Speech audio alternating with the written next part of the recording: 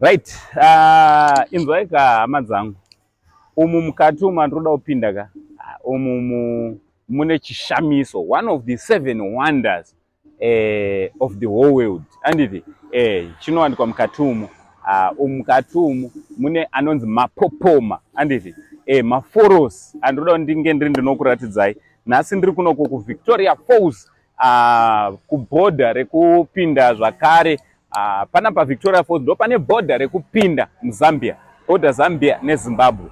So listen, kana uri munyowani usati wa subscribe chingoita chinhu chakanaka for free, subscribe wotena on notification so that every time patino winza my videos you'll be notified. Also don't forget to follow us on our Facebook page rakanzi Saint TV.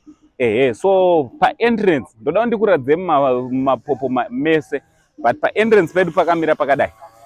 Pa entrance pedu pakamira pakadai. Untanga watoona matoga mchirwa welcome to Moso Tunya, Victoria Falls, Zimbabwe. So guys, come and let's see kuti mapopo makamira sei, especially this time of the year, November. Toona kuti mune makamira sei. Next time I hope to come again mapopoma mvura yambonaya, but this time toda kuti mboona kuti munenge makamira sei. This is how Victoria Falls looks like in November. Come and let's see.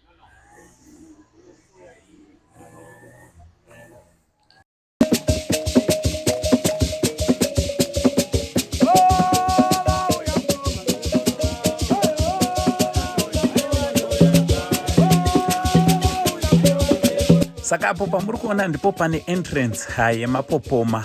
Unotanga nekutoona chitoro panotengeswa zvakasiyana siyana, asi uchizopinda zvakare unotanga kutongoona kusiyana kwaita nzvimbo, kwaita nyika yachona. Unobva watongotanga kuona kuti ayo tine kwatakuenda kwakasiyana nekwatajaira. Handei tinoona kuti mukati munei mumapopoma. Anongova mapopoma badzi here kana kuti mune zvimwe zvakasiyana siyana zvatichasangana nazvo mukati momo. Handei munozvionera muno muVictoria Falls iyo inoranwa neNational Park.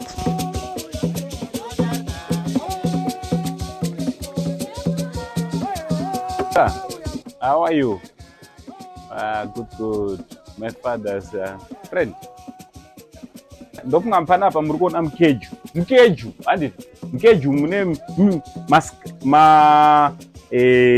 ma scows no scow ma different mammals. These are mammals mukada kutarisa kuti zoni ngasiyani nazvo. Iri ndo rimwe ratangoone Paris rombo rechi imvu here ri nderechikwe zisikaure ngasiyani nazvo. Sitauya kumapopoma mukati sitauya kumapopoma ukwaku ore saka come and let's see. Yes, wonderful. Hello guys, how are you? All right. Yes. So mambona nzo here umu nae varu mambona nzo nemuka varungu. All right.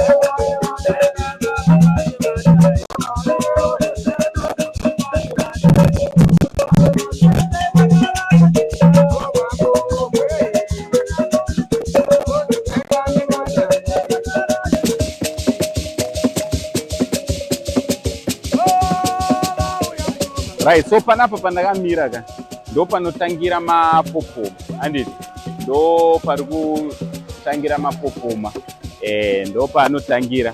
So ndangondiuya zokuratidzai actually mapopoma kana kwanaya mvura yakawanda pana pese dai pari kunaya, dai pese panapa pari kutonaya, but this time around muna November hazvisi kuita saizvozvo, but mukazoyawo munana February, March, April pese pane pachinaya. So ndo mamiriro azvakaita. So pamapopoma ekutanga pachona mukada ucheka this side pane statue yaDavid Livingstone. Chibva panapa pane statue yaDavid Livingstone. Sekuziva kweDavid Livingstone 1813 around that time akataura kati he discovered, is the one who discovered this Victoria Falls, which was not true, of course. It was a lie, because already kunoku kune maAfricans anga achitogara kunoku before 1813, and before that time yaakauya kune vanhu vatema vaitogara around this area yeMoseo Atunya, anditi ndo nzvimbo ino iye akatozoipa zita reVictoria Falls achiona their queen, their European queen ikoko kuEngland anova iye Queen Victoria, of which hazvizvana Queen Victoria, Moseo Atunya anditi. Uya panapa our mapadlocks are.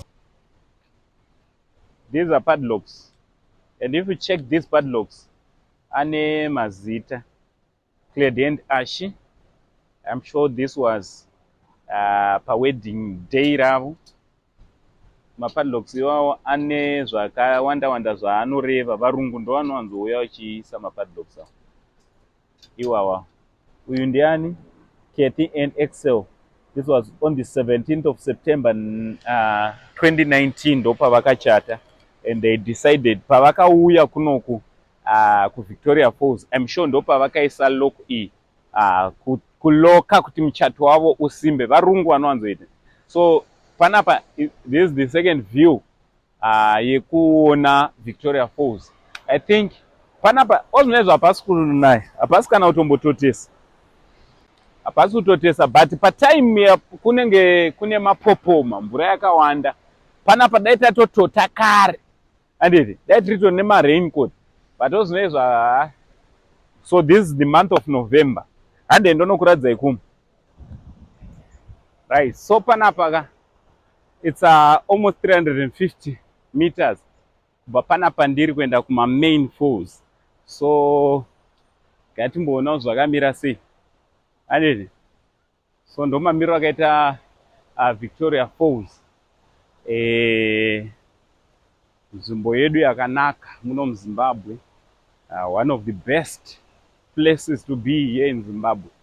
You know, a lot of people are traveling all over the world just to come and see these waterfalls.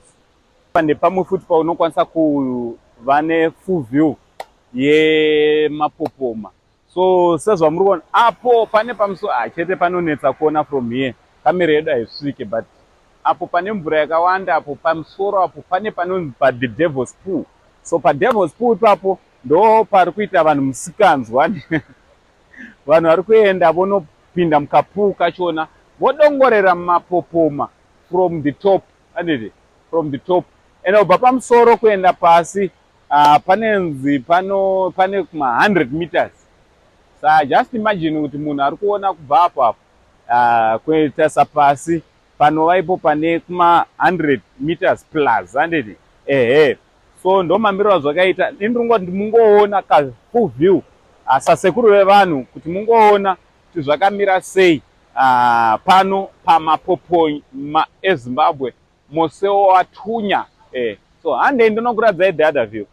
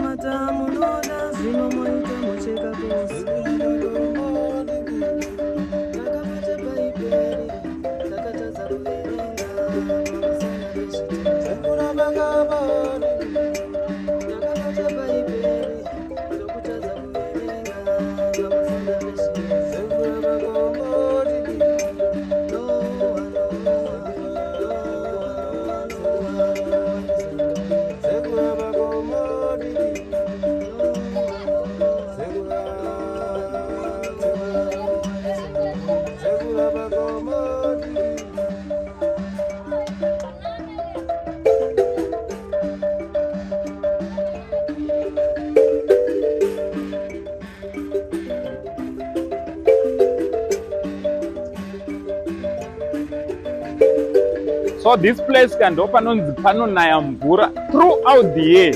Pane pachingonaya mvura. Mvura yacho ichibva kupi, yemudengere kana kuti yemumafalls. Obviously mvura inenge ichiti yabhamba pamatombo mumaforosi yobva yauya kunoko, handiti? And this place, as you can see, this place is beautiful. Aiwa, ndozvandati ndiwezombokuratidzai kunaka kwakaita nyika yeZimbabwe.